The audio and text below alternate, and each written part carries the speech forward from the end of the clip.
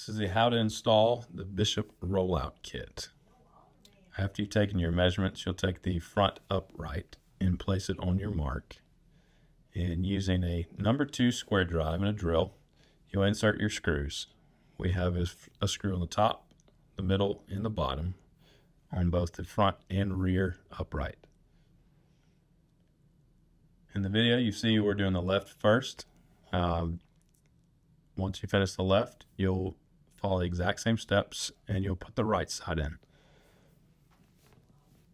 Once the right side is in and the left side, you will take your drawer box with the bottom facing down.